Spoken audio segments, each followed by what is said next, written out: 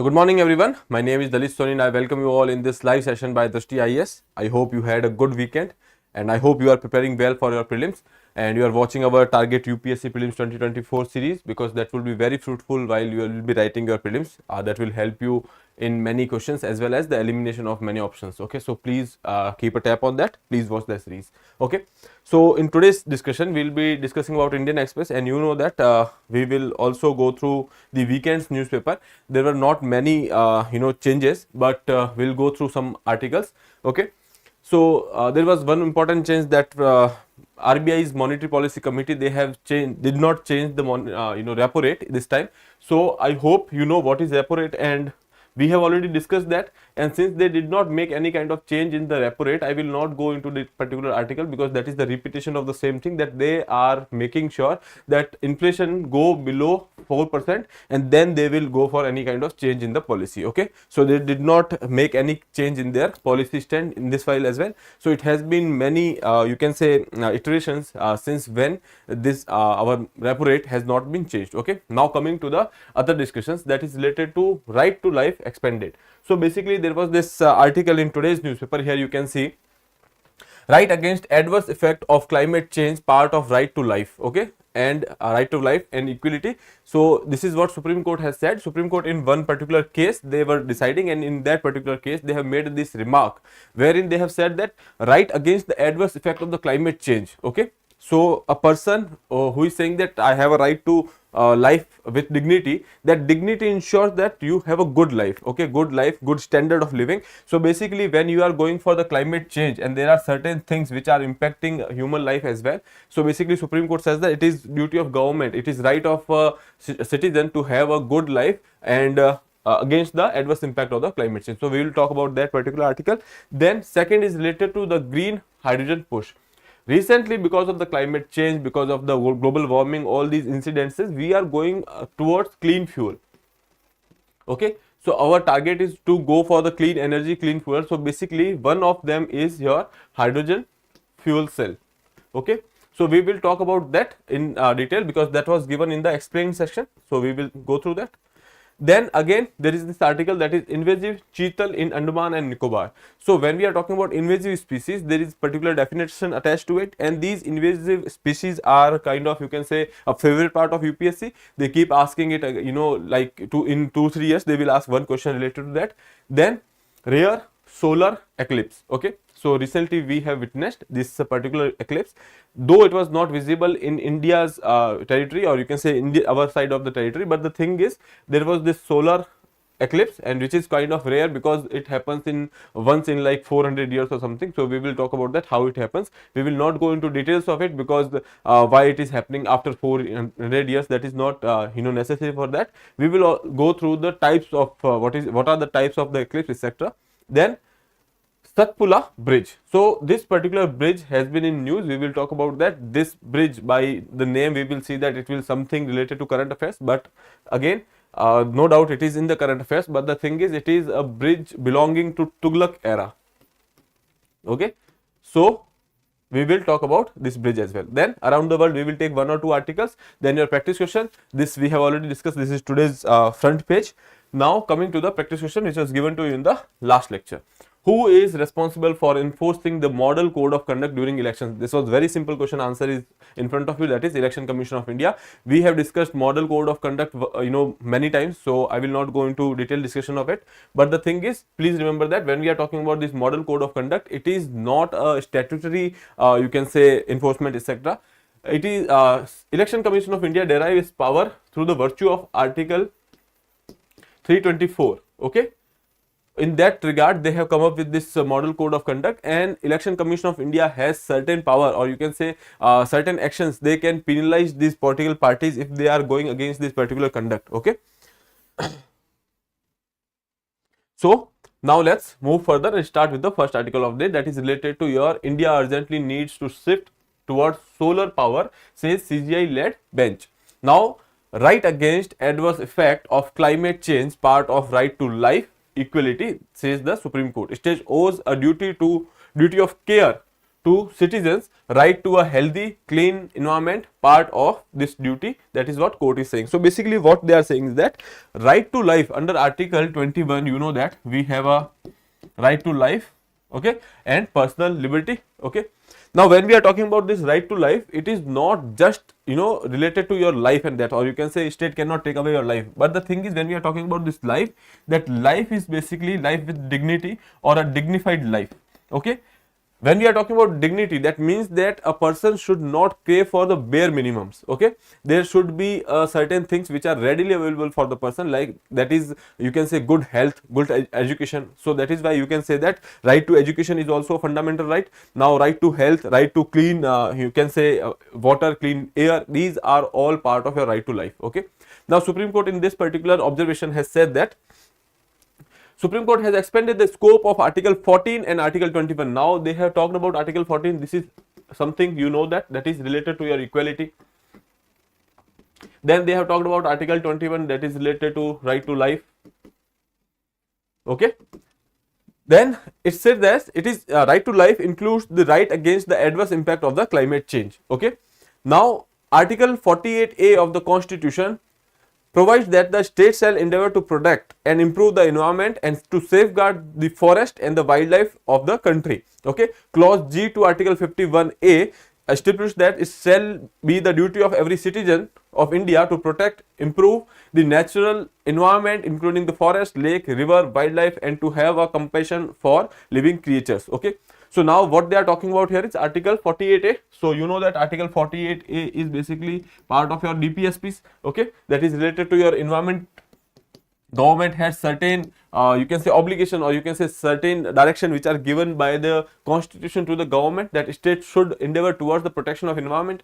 And then second, they have talked about Article 51A. You know that this is your fundamental duties. So in this particular article, they have said that even the citizens has a duty to protect the environment, okay.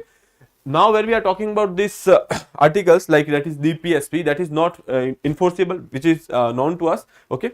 This is not justice, although these are not justiciable provision of the Constitution, they are indications that the Constitutions recognize the importance of the natural world. So basically they are saying that Constitution recognize the importance of the environment, the ecology, okay, and that is why they have put some, you can say, they have given directive principles to the state, and they have put a duty on the citizen itself, okay. So I would suggest that please remember this article, that is 14, 21, 48A, 51A, sorry, okay. So these 4-5 articles which are important from your environment point of view as well, okay. Now Article 21 recognize the right to life and personal liberty, while Article 14 includes that all persons shall have equality before law and the equal protection of law. These articles are important source of the right to clean environment and right against the adverse effect of the climate change. Now how it is adverse effect, or how when we are talking about the climate change, that is impacting the Article 14, okay. Article 14 talks about equality. Now when we are talking about the adverse impact, there are certain sections which are more vulnerable to climate change, okay. Let's talk about the island countries, or let's talk about the you know, island groups like Andaman and Nicobar, the tribal people which are living over there. When we are talking about the women, when we are talking about children, when we are talking about senior citizens, these are more prone to diseases which are frequently happening because of such things, okay. So all these sections are quite vulnerable when we are talking about the climate change, and because of which when we are talking about the Article 14, it is directly impacting the Article 14 as well. Now climate change also impacts the section of farmers because of the frequent, you can say, extreme events which are happening, okay. But other than that, when we are talking about these extreme frequent events, there are chances that we will be you know, facing more burden of diseases as well, okay. So certainly, you know, taking care of all these things, Supreme Court has said that that is part of your Article 21, right to life. So government has to do something about it, okay. Now here you can see the Supreme Court has from time to time expanded the fundamental right chapter to include various facets of dignity or dignified existence. However, this is the first time that it has included the right against the adverse effect of climate change, okay. So now please remember that, because I remember this question which was related to your right to choose your own partner, or you can say right to marry a partner of your own choice. That is part of which fundamental right, okay. That is basically part of your right to life, okay. Now this particular thing, that right against the adverse effect of the climate change, that is against, or you can say that is part of which fundamental right, they can very well ask you this question. Okay, and when you are looking at this climate change and adverse impact etc., you might get confused. So please make sure, please remember that that is part of right to life. Okay, now here see, without a clean environment which is stable and unimpacted by the various categories of, or you can say various impacts of the climate change, the right of life is not fully realized.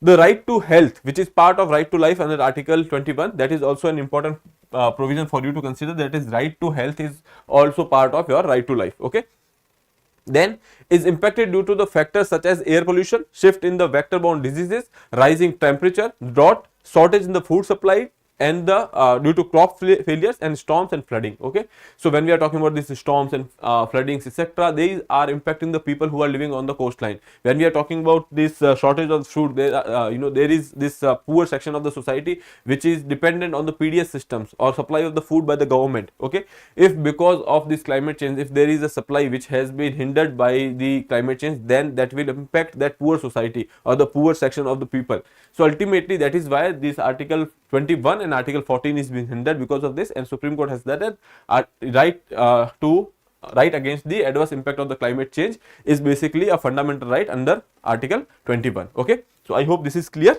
Hold on.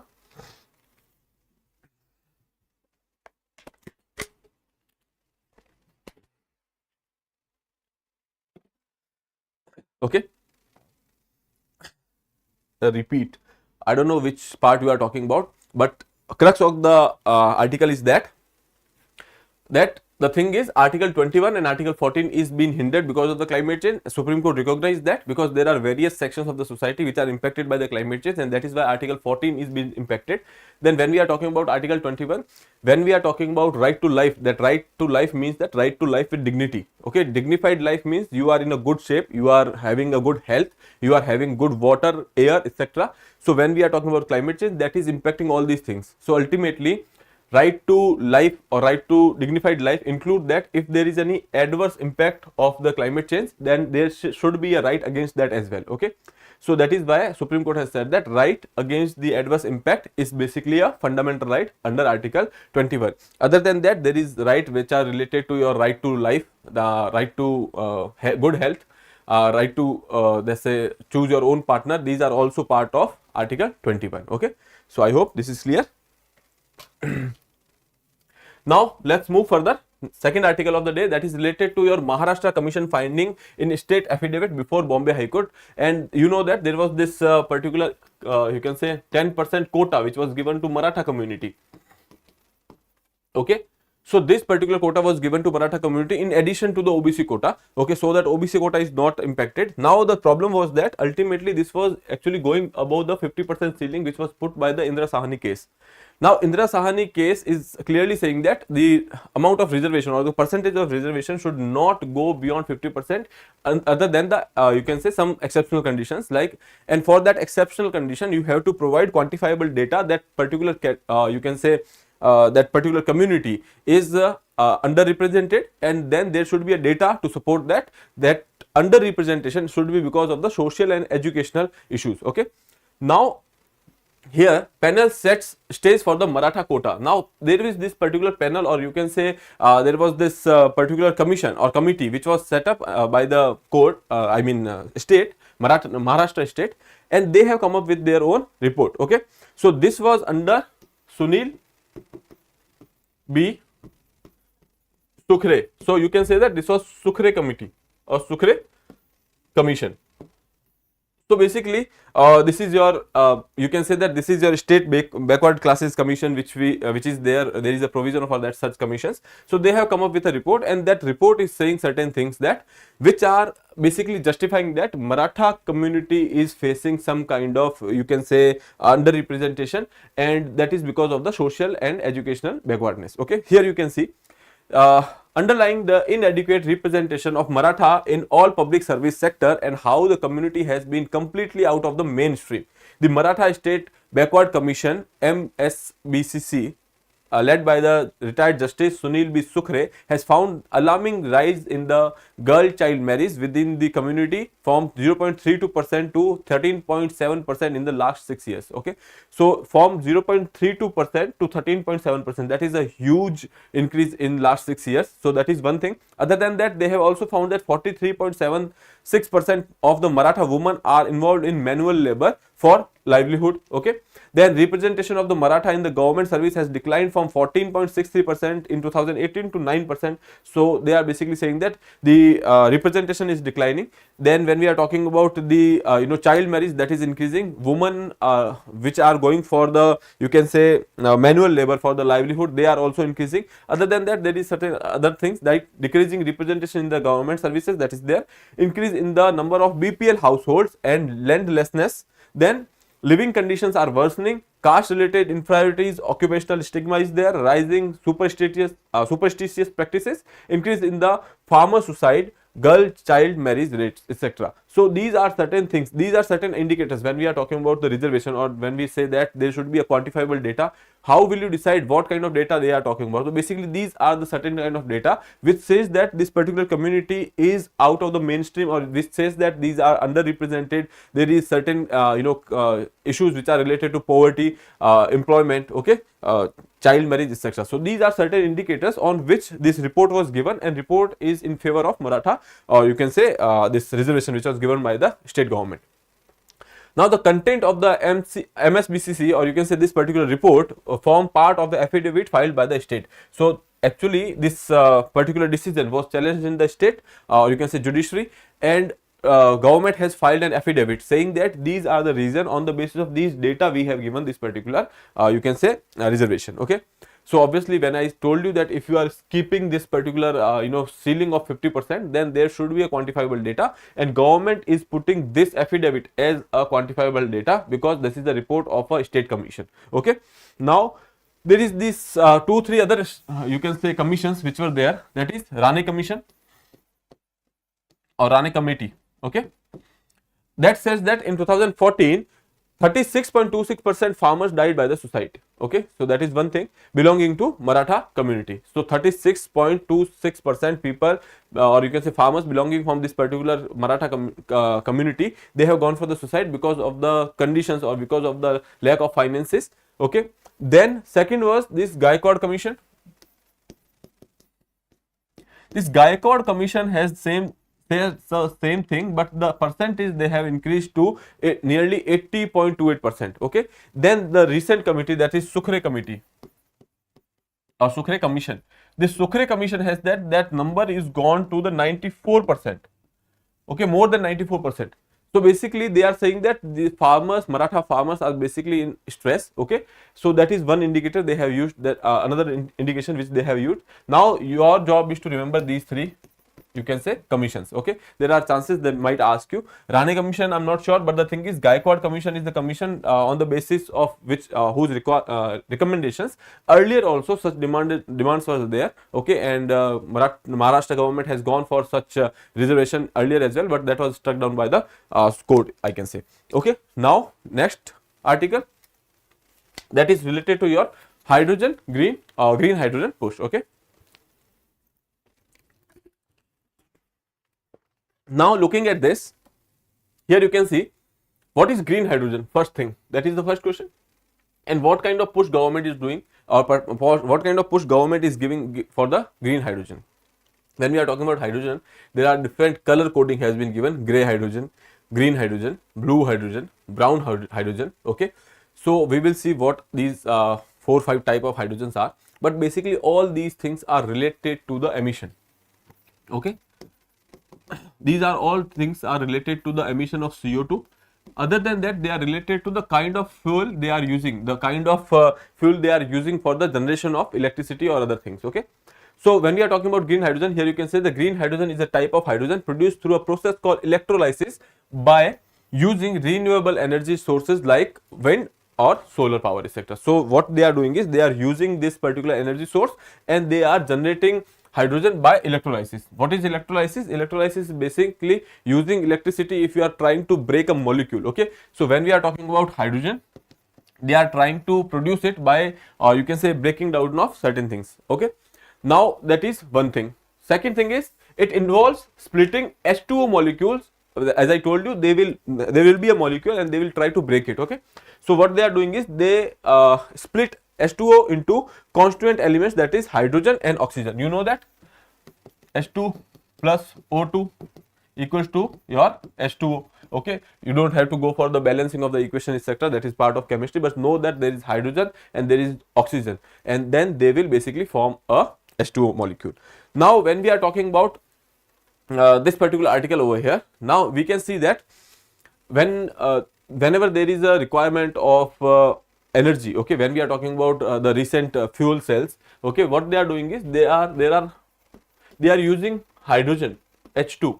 Okay, so we will see how these fuel cells are working. We will come back to this article. Before that, I would like to tell you 2-3 things which are related to your, let's say, what is green hydrogen, what is blue hydrogen. So come to the next slide, which is related to your first, that is your hydrogen fuel cell. Okay, so we have seen that what is green hydrogen. Green hydrogen is basically hydrogen made by the process of electrolysis. Okay, so there is no emission. Okay, now coming to a fuel cell is an electrochemical device that converts the chemical energy, okay, into electric energy. Now you have green hydrogen, that is H2. Now what you are doing is you are using this H2 to create electricity, okay, or some kind of energy. So basically, and this energy will be used to actually, let's say, in the vehicles, or you can say in the trucks, etc. So now such electricity produced or such kind of fuels which are used in the vehicles, they will not go for any kind of CO2 emissions. Okay, so that is one thing. Now coming to this particular thing, it consists of two electrodes, that is anode and cathode, separated by the electrolyte. Okay, electrolyte is the solution which is present in the cell.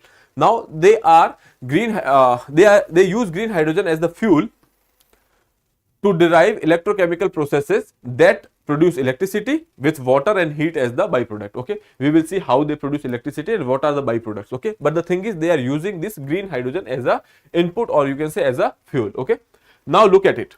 Now this is your green hydrogen. Basically, this is your anode.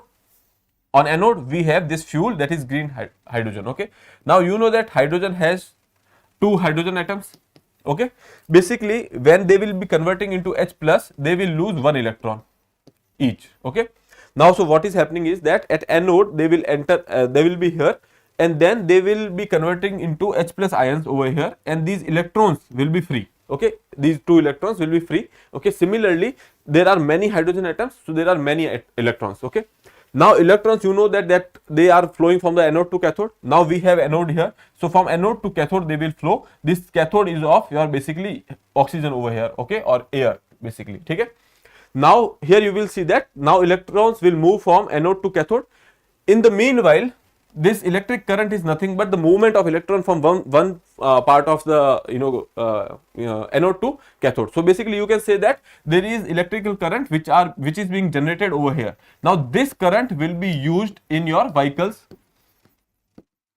or you can say e-vehicles, or for any kind of other mechanical work which is to be done by this particular energy. So now here you can see that there was hydrogen, then that hydrogen loses the electrons at anode, that from anode they will move towards the cathode. Okay, while they are moving this, or the movement is basically generating electric current, that electric current or the electric energy will be used in the vehicles or any kind of mechanical process. Okay, now when electrons are over here, we know that these H plus ions are there. Okay, now we are using this oxygen, or you can say we are using air at the cathode. Now oxygen is coming inside it, they are using this electron and they are converting into again hydrogen. This hydrogen plus oxygen will form water as a output, or you can say that will be your byproduct. Okay, and if there is there are certain molecules which are free over there, they will come out as the oxygen. Okay, so basically there is byproduct which is basically your water and heat. Okay, now heat is because of this particular thing. Okay, the current which is generating, that will generate heat as well. Now you know that out of this particular process we have used green hydrogen. There was no you can say CO2 emission here, because we have used green hydrogen that was made out of the electrolysis. There was no use of carbon over there. Okay, so there was no carbon emission. So in this process there was no carbon emission. When we are talking about this cathode, on cathode we are using oxygen, so there is no carbon over here. Now while generating this electricity, there is no carbon emission. So ultimately in the whole process there is no carbon emission, or you can say there is no CO2 emission. So basically you can say that it is basically your clean energy. Okay, so that is the process, or that is the process which is used in the hydrogen fuel cells. We are using hydrogen and we are coming up with the heat and you can say water. Okay, there is no carbon dioxide. Ultimately that is called your hydrogen fuel cell, and this is carbon free, or you can say CO2 emission free. Okay, now moving further, here you can see there are different kind of hydrogens. Gray hydrogen, when we are talking about gray hydrogen, earlier when we have seen green hydrogen, we have used hydrogen or hydrogen which was made by the process of electrolysis. Okay, now here when we are talking about gray hydrogen, we are calling it gray because it is some kind of emission is there. Okay, so here we are using natural gas, which natural gas through the industrial process they will generate hydrogen. Okay, but since there is some kind of CO2 emissions, because obviously when we are talking about natural gas, this is organic. Okay, and all the organic chemicals which are made of carbon and hydrogen. Okay, now because of which there will be some kind of emission, and that if there is an emission, then we call it as a gray hydrogen. Okay, now coming to the blue hydrogen. Now natural gas is used. Since natural gas is used, we know that there will be a carbon dioxide emission. Okay, since there is this emission, and because of which we are also forming hydrogen over there, but that is the byproduct, that is another case. But since there is an emission, now how will you control this emission? What we are doing is we are capturing this carbon dioxide and we are storing in the you can say oceans. Okay, since we are storing it in the oceans or the water bodies, that is why we are calling it as a blue hydrogen, because now in environment there is no carbon dioxide. We are using this carbon dioxide, we are capturing it in the oceans. Okay, so basically that is why it is called blue hydrogen. Now coming to the green hydrogen, as I told you, using the green electricity like renewable energy, like solar, like wind, we are generating hydrogen. Okay, so what is the byproduct? We have seen that byproduct is either oxygen or heat or water. Okay, so basically here you can see that there is no carbon dioxide at all in the environment. So that is why it is green hydrogen. Okay, now there are other processes like turquoise hydrogen. Here we are using this methane pyrolysis. Methane pyrolysis means that from the methane we are removing water, and then again we are going for the you can say that particular process of the green energy itself, wherein we are breaking the molecule of hydrogen, H2O. Okay, so basically here also we are going for the certain method wherein there is no you can say carbon dioxide which is emitting. Okay, now then there is this brown. Okay, in this brown hydrogen, we are saying that there is a procedure wherein coal gasification is will be done. Okay, so that is another thing. There are another processes which we will talk about in the some other class, because these are big processes to understand. But know that there are 4-5 kind of hydrogens, okay, which we have already discussed. I would suggest us please remember these 4-5 names and what is the byproduct, and or you can say that how you can distinguish between that. Okay, gray hydrogen, there will be emission of carbon dioxide. Then blue hydrogen, there will be emission that is stored in the ocean bodies. Then there will be green hydrogen, there will be no emission at all. Then when we are talking about turquoise hydrogen, we will be using methane pyrolysis. And then when we are talking about the brine hydrogen, we are talking about basically hydrogen using coal gasification. Okay, so I hope this is clear. Now we can move further with the next part. Okay, so coming to the article again.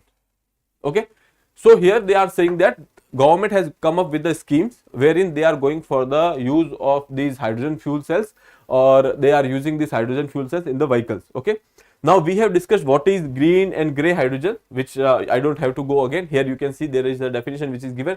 Gray hydrogen constitutes the bulk of India's production currently, because most of the time when we are seeing the hydrogen use, we are going for the gray hydrogen, because going for the green hydrogen or the blue hydrogen, that will take a huge amount of money investments. Okay, so that is why most of the time there is an industrial process which is using natural gas, and then they are coming up with the hydrogen. Okay, then there is this blue hydrogen that is sourced from the fossil fuels, but byproducts such as the carbon monoxide, carbon dioxide, these are captured and stored. Okay, so that is why it is blue. And then green hydrogen, which as I told you, that is by the process of electrolysis. Okay, so what is green hydrogen, what is gray hydrogen, that is clear. Now then transport sector scheme. So basically now we are going for this hydrogen fuel cells. Okay, so in this particular transport sector there are certain things they are seeing the objective. What are the objective? Objectives are the validation of the technical feasibility and the performance of the green hydrogen as a transportation fuel. We are saying that will that be viable, will that have these technical abilities to go for such things. That is one thing. Second is evolution of the economic viability of the green hydrogen. Will it be economically viable project, because generating the hydrogen by green process, or you can say generating hydrogen by electrolysis itself is a costly affair. Okay. Third is demonstration of the safe operation of hydrogen powered vehicles. Okay, when we are talking about this hydrogen powered vehicles, we have to go for the safe operations, because when we are talking about this gas hydrogen, that is a inflammatory gas, it will catch fire. Okay, so that is another thing for which you have to go for the various safety measures. Okay, now hydrogen fuel cell and vehicles, we have talked about what is hydrogen fuel cells and how will we can use it. Okay, now when we are talking about these electrical vehicles which are operating from the batteries or chemical batteries like lithium ion batteries, etc. Now how this particular hydrogen fuel cell will be you can say better than that. Okay, when we are talking about these battery cells, okay, these are heavy. Lithium ion batteries, etc. are heavy, because the you can say input which is we are using like lithium, etc., they are heavy metals. Okay, so that will make sure that the vehicle is heavy. And when we are talking about these big vehicles like truck, etc., since the batteries which are used inside that will be heavy, or otherwise if you are going for any kind of CNG related you can say this cylinders, etc., they are also heavy. Ultimately that will actually decrease your haulage, or you can say the material carrying capacity. So nearly 25% reduction will be there in the weight because of certain things, and because of which they will carry less items or less material to transport for the transportation. So basically when we are talking about hydrogen, that is a light material. So in place of lithium ion battery, if we are going for the hydrogen fuel cell, that will decrease the weight of the vehicle. Ultimately that vehicle that or the carrying capacity of the vehicle will increase. Okay, so that is one thing. Second thing, when we are talking about hydrogen electrochemically by vertically hydrogen electrochemically by converting hydrogen stored in the high pressure, take into account the electricity leaving water as the byproduct, which we have already seen. Now burning hydrogen is far less energy efficient than the converting into electricity in a fuel cell. Okay, so basically when we are talking about this burning the hydrogen, or the you can say process of you can say that which we have already seen, that was gray hydrogen. Okay, so gray hydrogen, and when we are comparing the green hydrogen, obviously green hydrogen is environment friendly. Okay, second thing is here hydrogen FCEM are typically very much lighter, which we have already discussed. That is lighter, that is why they are better than the lithium ion batteries or the electrical vehicles which are using the batteries currently.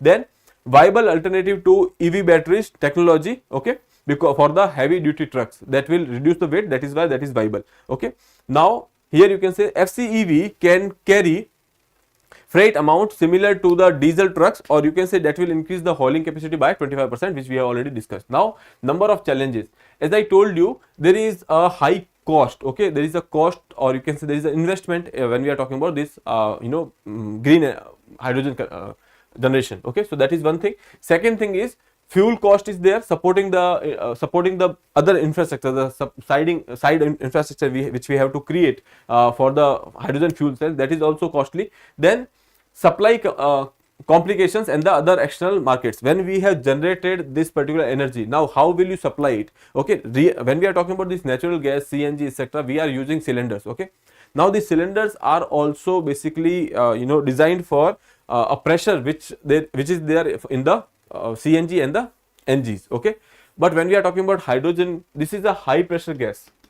Okay, so for that even more you can say optimized cylinders will be generated, that should be generated, because this particular gas exert more pressure on the cylinder wall. Okay, so that is why we have to go for a material which is able to handle such pressure. That will also be costly affair. Okay, then when we are talking about this most cylinders are manufactured in India are designed to carry the CNG, and hydrogen is stored at the much higher pressure. So that is why, as I told you, you have to use another material which is, or you can say some carbon fiber which is able to exert or hold such pressure. Okay, Now existing natural gas pipelines infrastructure is also not seen as viable, because that is designed for the natural gas and not for the hydrogen. Hydrogen is extremely flammable, as I told you, it will catch fire, and that is why safety requirements are more. Okay, then the robust and the foolproof handling and the safety standards are needed to develop this particular thing. Okay, now there is this question, sir, lithium is more charge density and lightest element. What I am telling you is that what kind of electrical vehicle, the batteries which we are using in the electrical vehicle, you have seen that these batteries are quite heavy in nature. Okay, lithium per se can be a lightest element, but the amount which is used for the efficiency of that particular thing, or the amount of lithium, or the enclosures which we are using, that is quite heavy. Okay, now moving further, I hope this is clear, which we have seen that there are certain benefits of this particular thing. Okay, but there are certain challenges. The challenges are, first is cost, second challenge is related to inflammability, third challenge is related to your high pressure. Okay, now we can move further. We have discussed all these things. I hope this working of the hydrogen fuel cell is clear. 5 type of hydrogens are clear. Now moving to the another article that is related by a invasive species. When we are talking about invasive species, which means that that species is not part of that particular area, that has come from somewhere else and they have started living over there. Okay, now when we are talking about this cheetal, I will not go into much details of this particular thing, but just have a idea that cheetal is a kind of spotted deer. The expanse of, or you can say habitat of this particular species is spread across all over India. They are basically found in the grassland, so they are found everywhere. Okay, so that is one thing. And when we are talking about the IUCN status of this particular species, that is least concern. Okay, because obviously since they are found everywhere, habitat is readily available, so that is why these are you can say of least concern. Okay, now when we are talking about this invasive species and their burden in the Andaman and Nicobar, now let's see how they reached Andaman and Nicobar. So earlier what happened then, when there was this Britishers rule, hold on. So in the British rule, what happened that these Britishers, for the events like you can say shikar, etc. Okay, so basically what happens that they have taken certain species with them to that particular area of the grasslands for their own entertainment activities. These are one of that activity, and these are one of that species which they have taken from India to Andaman and Nicobar. Okay, now when they left, there are certain since there were grasslands which were there, and because of it there was this population which has increased, because the predator population over there was not much to take care of all the population which is rising over there. So ultimately with time this particular population has increased over there. Okay, now ultimately they have gone for the overgrazing of the grasslands. They have gone for this finishing those grasslands, and because of which there is some threats to the environment, because these grasslands are supporting various other life forms as well. There are certain insects, there are certain lizards, etc., which are being supported by the grasslands. Okay, so ultimately what is happening, they have actually eaten all the grasslands, and now there are certain insects which were there or which used to be thriving on that particular grassland. They are not there, because of which the lizards which are living over there, they are dying. Okay, so all these things are connecting to each other, related to your food chain, etc.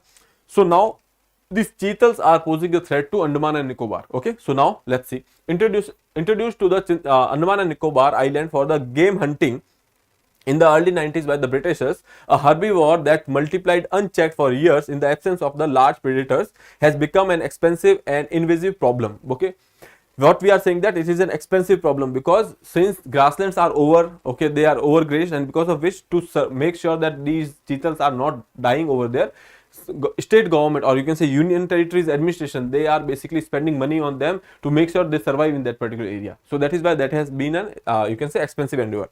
The cheetal, spotted deer, the staple food for large predator in the forest of mainland India, sustained themselves on the local ground vegetations on the Netaji Subhash Chandra Bose Island, or earlier this was known as the Ross Island. You know that there were 3 islands: Ross Island, Neil Island, and the Havelock Island. These name of these islands has been changed by the government, so I hope you know that name. If you don't know that, please go and check, and if you know, then comment in, reply in the comment box. Okay, so basically this Ross Island, or you can say Netaji Subhash Chandra Bose Island, they have used, or you can say overgrazed that particular grasslands. Okay, So they have sustained themselves on the large ground vegetation on Netaji Subhash Chandra Bose Island, which lies east of the Port Blair, okay, and does not have any major residential enclave. But now, with the nearly 500 cheetal having depleted much of the low ground vegetations, Andaman and Nicobar Forest Department has actually spending 15 to 20 lakh per month to feed them, okay. Now another thing here is that the negligible ground vegetation left on the Boss Island, because the cheetal population has stretched beyond the carrying capacity, okay. So that is the important thing, or you can say that is basically a fact. If you are going for the overgrazing of that particular grassland and your population is increasing, ultimately you will lose the habitat, okay, or you will lose the food over there. Now, to either rehabilitate the cheetals or to relocate elsewhere, the Wildlife Protection Act 1972, officer of the rank of Chief Wildlife Warden can permit the translocation for the purpose of scientific management. So that is very, very, very important part of this article, that is related to your Wildlife Act 1972, which is having a provision that officer of the rank of Chief Wildlife Warden can go for the translocation of such species if that is for the better management, okay. Now they have asked the governments regarding this. Here you can see the Dehradun based Wildlife Institution of India seeking its help in devising safe strategies to manage the deer population, okay. Now basically when we are talking about this particular species or other things, here you can see here I have told you that it is least concern, okay. Now here non-native flora and fauna that pose a threat to decline and elimination of local species are called invasive, okay. So this is the you can say definition of invasive species. These are not native flora and fauna and that pose a threat to the decline and elimination of the local species, okay, that upsets the ecosystem of the local habitats by competing on the resources and through the predation. As I told you, these resources they are saying, okay, here this resources is grassland, because on this grassland there are various insects which are thriving. Other than that, there are small animals which are thriving over there, and then there are some lizards. When we are talking about this particular case of Andaman and Nicobar, so because of these cheetals, there is a threat which is posed to these insects and etc. Okay, cheetal are detrimental to the endemic flora and fauna. Increasing cheetal presence was associated with a decrease in the density and the richness of the understory shrubs and the grasses grown beneath. Okay, so basically, as I told you, they are actually thriving on that. They are eating them. So obviously, there is this you can say density which is decreasing over there. The study on the impact of the invasive spotted deer or on the tropical island lizards in Andaman and Nicobar archipelago. As I told you, there is this tropical island lizards on which they have this particular impact. Okay, herbivores were a potential threat to the island's native forest floors and semi-arboreal lizards which are living in the trees. Okay, now the spotted deer have impacted the understory vegetation. The effect on the lizard is that they have lost the spaces to perch and bask on. Okay, to live on, basically perch and bask on, and then their insect prey which feed on the certain plants has also been impacted. This is impact on the non-native unregulated which these particular species which are present over there. So basically the concern here is that these are eating the grasslands. On these grasslands there are certain insects which were thriving. There were some certain lizards which are basically dependent on these insects and on the stems of these grasslands where they used to have their own space.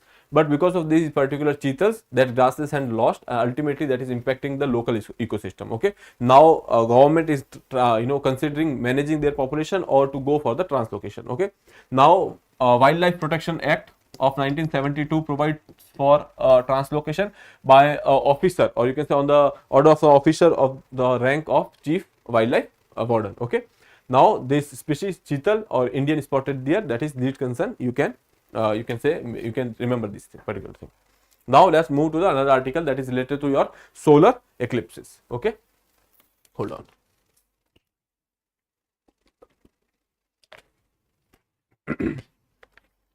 So how solar eclipse happen? There is simple diagram here. When sun, moon and earth are in one line, okay, and here you can see this moon is coming between the earth and sun. Okay, so there is some spot which can be visible on the sun. Okay, so that is basically your eclipse. Okay, now when we are talking about this total solar eclipse, so here you can see that there is an area of the shadow of this moon, or because of this particular light which is falling over the moon, there is a shadow which is casted on the earth. Okay, now this larger area is basically called as penumbra. Okay, and then there is this smaller shadow which is called umbra. Okay, umbra and penumbra. Okay, so this is the larger shadow, penumbra, and this is umbra. When we are talking about this small shadow, this is nearly 1% of the global, you can say, of the globe. Okay, so when that is happening, that is basically your total solar eclipse. Okay, here there are certain types of eclipse. Here you can see a solar eclipse takes place when moon moves between the earth and sun. The moon blocks the sun's light either fully or partially, causing a huge shadow. Okay, so that is basically your eclipse. Now there are 4 different types: total solar eclipse, annual solar eclipse, partial, and hybrid solar eclipse. Okay, moon blocks the sun entirely. When moon is blocking the sun entirely, in that case we can say that the area in the center of the moon's shadow at the time witnessed a total solar eclipse. Okay, so here basically those person who are here, okay, in that particular places, they can only be able to see this. Okay, and because of this they will not be able to see the sun, or you can say there will be sun and on which there will be a disk of moon. Okay, ultimately they will see a whole spot, or you can say whole sun will be covered by a dark spot, that is basically your moon. Okay, so this particular condition is of total eclipse. Okay, now coming to the second part, which is when a moon passes in front of the sun, but it is at the near or the farthest point from the earth. Okay, that is an annular solar eclipse. Okay, so basically in the year, whenever moon is passing through this particular position, wherein they are in a the locations or the positions are such that is moon is between the sun and earth, but that is not covering the whole of the sun. Okay, or you can say there is forming some kind of crescent, etc. So such things are called as annular. Okay, now moving to the third part, that is when moon passes in front of the sun, but it is at or near the farthest point, which we have already seen. Now a partial solar eclipse happens when moon blocks just a part of the sun, giving it a crescent shape. Okay, when you are talking about the partial, there will be a shape like this. Okay, here we have seen that whole disk is covering. When we are talking about the partial ones, there will be a shape like this. Okay, and then that will be a black dot. Okay, so that is basically your partial eclipse. Now moving to the hybrid one, it is witnessed when the eclipse shifts between the annular and the total eclipse. Okay, so there is basically that is not totally like this, and that is somewhere between the annular and the total eclipse. So basically you can say that by the name hybrid, we can say that it is neither partial, neither annular, neither total. That is why it is hybrid. Okay, now how often solar eclipse are happening? So it is happening on the new moon. Okay, when moon and the sun are aligned in the same direction of the earth, that is there. Solar eclipse takes place only between 2 and 5 times annually. Okay, and that is because of the rotational or you can say the time of rotation which are taken by the earth and the moon. Okay, the moon's orbit is tilted at about 5 degrees. That one thing, particular thing you can remember, that the earth's orbit is also tilted. You know that how much. And then if you don't, please note it, because this is the basic of your geography static. Okay, or if you know, then you can comment in the comment box. Now when we are talking about the moon's axis, that is tilted at 5 degrees. So this is basically a moon. When we are talking about the earth, you know that earth is tilted like this. Okay, so that is the axis which is tilted. That is, very basic. Now when we are talking about the moon is also tilted somewhere like this, and that tilt is basically your 5%. Okay, sorry, 5 degree. Now why a total solar eclipse is rare? Okay, so obviously such position wherein you are seeing that the whole of the sun is basically you can say blocked by the moon, that is very rare. Okay, it happens once in 400 years, and that is because this particular area of umbra is very small. Okay, and at that point we have to, for having this particular total solar eclipse, we have to have this umbra situation, and that is why we can go for seeing such solar eclipse. But since it is taking place once in a 400 years, that is why it is kind of rare. Now we can move to the another part, which is related to your there is this Parkinson's disease. Okay, when we are talking about this Parkinson's disease, that is related to your body movements, or you can say neural network of your body is performing not as per or as usual. Okay, now there is this diabetes drug, okay, that is lixisenatide. Lixisenatide, that is a diabetic drug, and they have gone for certain test. And when we are talking about this particular drug and the people who are having this Parkinson's disease, or you can say Parkinson's progression, if they are taking this particular medicine, there is it is seen that the progression is now slow, okay, or you can say that they the speed of the Parkinson, or at which that Parkinson disease happen, that is taking place at a slower pace. Okay, so that is a you can say a positive indication. But the thing is, we don't know what are the long term impact, we don't know what to what time that can hold this particular thing, we don't have any idea about the side effects, etc. Okay, so that is why this particular drug, you can remember, that is lixisenatide. Okay, now here you can see a diabetes drug can slow the development of the symptoms of the Parkinson's disease. Okay, that drug is basically lixisenatide. They have gone for certain you can say surveys, etc., or you can say experiment. Those who have received the drug showed no change at all. Okay, so when we are talking about this Parkinson's disease, here you can see there are certain stages. Okay, first you will start, there will be some tremors, and second, then your body movements will be restricted. Okay, so all these things happen in the various phases. When we are talking about this particular drug, those people who has taken the drug, they have not seen any kind of changes or the progression toward the Parkinson's. Okay, but those people who have not taken the drugs, they have gone for the changes, and gradually they have gone towards the Parkinson's progression. Okay, now disease marked by the progressive loss of the motor control or the movement controls. Basically here further the work is needed to control side effects and determine the best doses. As I told you, we don't know the side effects and we don't know what is the best disease yet. Okay, so that is another thing. Here you can say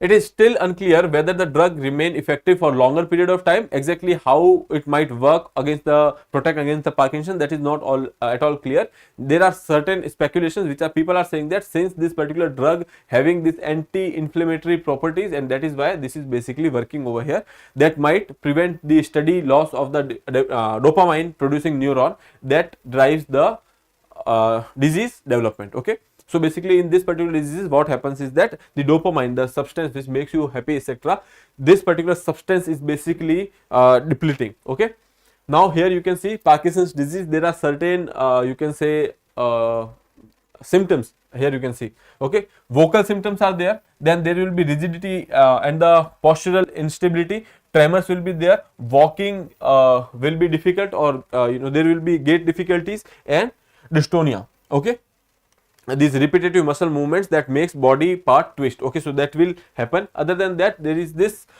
bradykinesia, okay, mask like face, or you can say that there is a decrease in the blinking and the degrading fine motor skills. Basically the movement of your facial expressions, or you can say the facial muscles will stop working, and because of which you will see that there is a mask over there, or your eyes are not blinking, etc. All these things can happen because of Parkinson's. Okay, these are motor skill responses, and there are non-motor skill responses. Okay, these non-motor skills responses means that there will be behavioral issues, there will be sense of smell which will go sweating, other than that there will be pain, etc. These are certain particular symptoms you can go through. Okay,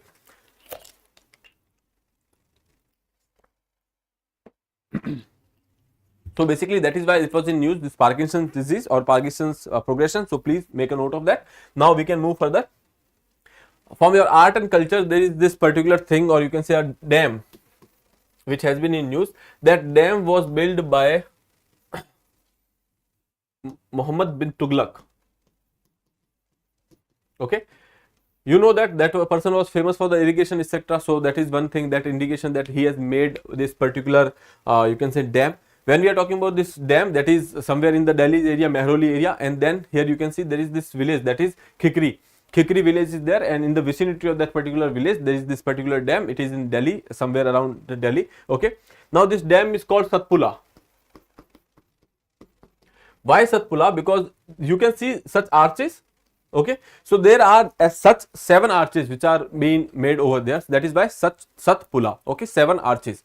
Now this dam was built to, you know, make sure that irrigation in that particular area is quite feasible. There are various streams, okay, when we are talking about this Aravali etc., there are various streams, okay, and these streams were basically hold over here, and then water was spread for the irrigation purpose. That is one thing. Second, for the security purpose, here you can see there are some trenches which are over here, okay, there are some slots which has been made over there. There can be you know, position of soldiers. These soldiers will make sure that people or there is no intruder from the boundary, okay. So you can say that it is acting as a dam as well as a boundary, okay. So it was a dual purpose dam, okay. So this is arched gate leading to a magnificent Tughlaq era dam. I'm sorry. So it was built in 1340. I'm sorry, what is happening? So it was built in 1340 AD. Muhammad bin Tughlaq. Purpose was, as I told you, reliable source of water for irrigation and acting as a defense against the possible intruders, okay. There are various streams which has been used for this to divert the water, okay. But then after British period, or you can say by the Britishers only, they have actually stopped, or you can say changed the path of those streams, and after that this particular, you can say, dam was not been in use, okay. But still this structure is there. You can see there is this masonry which was used over here, is quite impressive, okay. So now you can go through this particular article because there is nothing much we can you know, talk about it, but I just wanted to tell you that there is this Satpura bridge which is in news. They can ask you who has made it or in what era there was that was made, what that particular term Satpura means, okay. And here you can see this is actually a boundary wall for the Jahanpana, the fourth city of Delhi, okay. So in Delhi there were various cities which has been you know, developed by various rulers of the dynasty. So this is basically saying that Jahanpana, it is the boundary wall of Jahanpana city, okay. And it was mentioned in the Sir Syed Ahmad Khan's Asar Us Sanadit. This is the book which has been written by the Sir Syed Ahmad Khan. Now this personality is famous in the modern India as well, so they might ask you about this particular book because it was in news. So please make sure you remember that. Other than that, it has some spiritual importance as well, because there is this Sufi son, that is Sufi Saint Nasiruddin Muhammad, popularly known as Chirag Dahlavi. He used to live in the vicinity of that particular thing. So people has this belief that the water of this particular dam, or you can say water of this particular you know, structure, is kind of you know, having some kind of divine touch to it, okay. So otherwise, other than that, there was this Diwali Mela, okay, which used to happen over here, okay. But after Britishers, they actually you know, these things declined in 1990s, or sorry, 1920s. When we are talking about the start of this 20th century, ASI, Archaeological Survey of India, has taken this particular site under their own you know, protection, and they have gone for the protection of this particular site, okay. And after that, these events like Diwali Mela etc. has been stopped over here, okay. So please remember that what is this Satpura bridge, okay. It is important from your art and architecture point of view. Now we can move further to the next article, which is related to your particular post office which has been created in Antarctica, okay. So in India, you know that India's certain stations are there, okay. In that regard, we have created this MH1718. This is the pin code for that particular place where we have gone for the creation of a post office. That is not actual post office. What will happen is that you will send a post,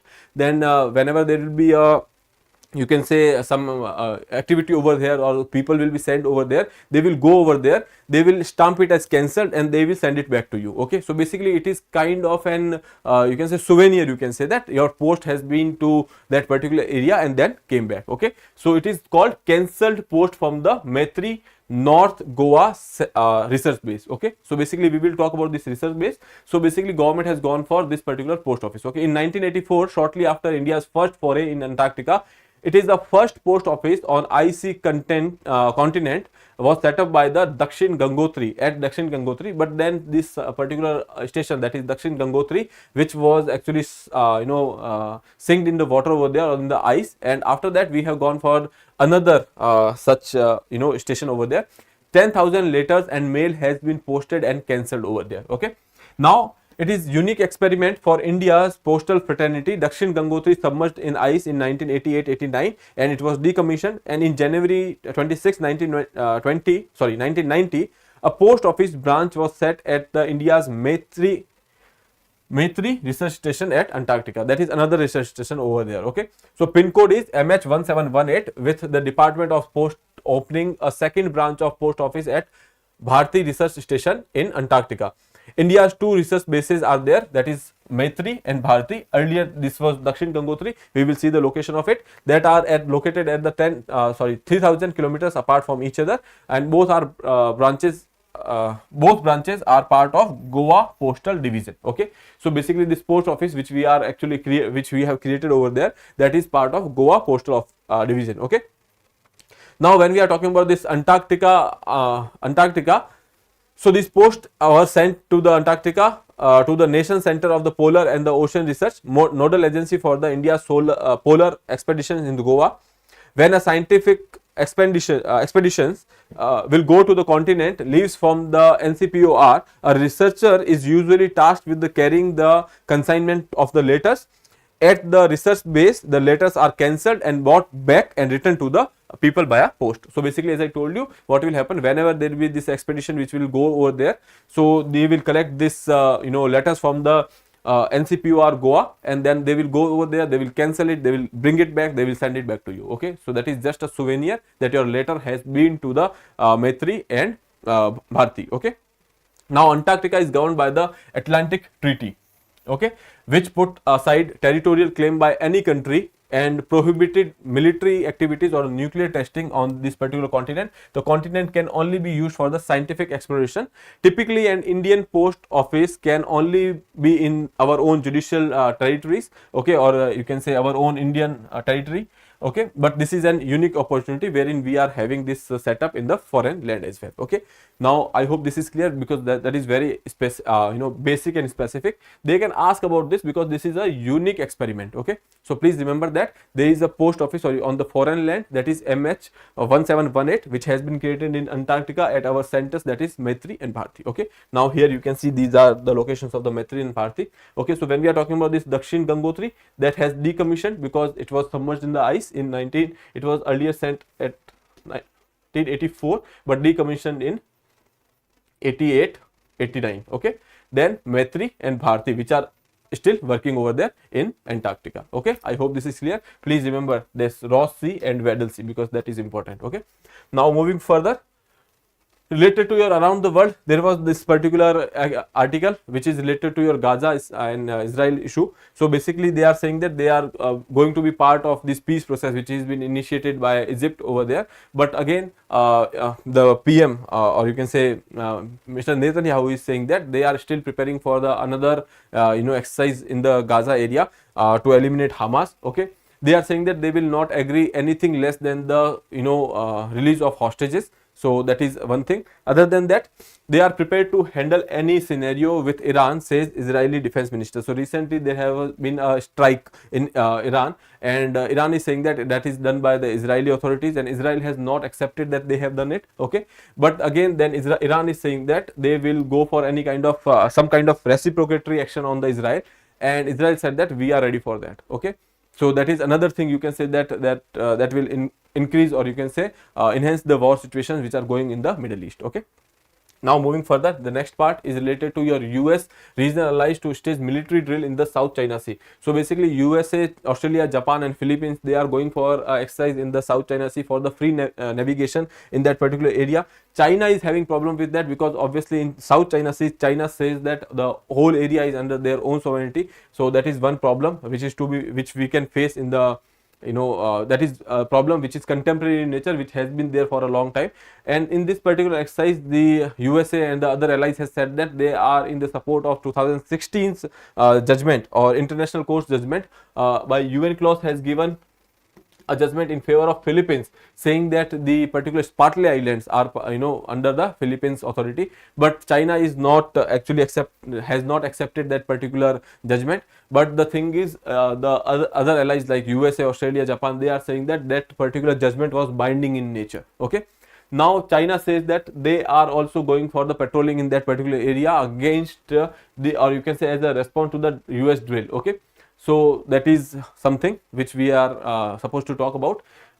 there is nothing factual in that, but the thing is there are certain locations which you must know. Here you can say that is the South China Sea, and that is the area, you can say this is Philippines, okay, and here we have Vietnam, here you have China, and there is this island that is Taiwan, you know that, okay. So basically this is Taiwan. So basically China is saying that they have claim on this particular part, that is basically your cow's tongue, okay, or you can also say that 9-dash line. So China says that they are having this claim on this particular area, okay. So there are this Spratly Island, this Paracel Island, there is this second Thomas Shoal, there is this you can say other areas like in this particular area China is going for the artificial islands, okay. There are some reef, okay, so they are creating this reef, and they are saying that the area around this particular thing, or you can say around 200 nautical miles, are basically their exclusive economic zones, okay. And these countries like Vietnam, Philippines, Taiwan, they are actually saying opposing this particular thing, okay. So this is the Spratly Island, with respect to which there was this 2016 judgment, which is China is not considering it, okay. So these are islands which are in conflict, or you can say they are contested between these countries, China, Vietnam, Taiwan and Philippines, okay. Now other than that, there is this article that is this island, that is Senkaku Island, which is basically you can say contested between Japan and China. So please remember these names, these islands are important, they can ask you, okay. This has been in news for a while now. Now for your own read, there is this article, Bose, Baraktullah and a history of Indian governments before freedom, okay. So basically go through this article, that is related to your modern history. You must have read about this thing, but okay, but if you are interested, please go through this particular article. Now coming to the last part of the discussion, that is your practice question, okay. So here you can see the word Satpura has been in news recently. What does it means, okay? 7 towers, 7 palaces, 7 arches and 7 gardens, okay. So you have to attempt this question and answer in the comment box. With that, I would like to take your leave. If you have not subscribed the channel, please subscribe the channel. Thank you.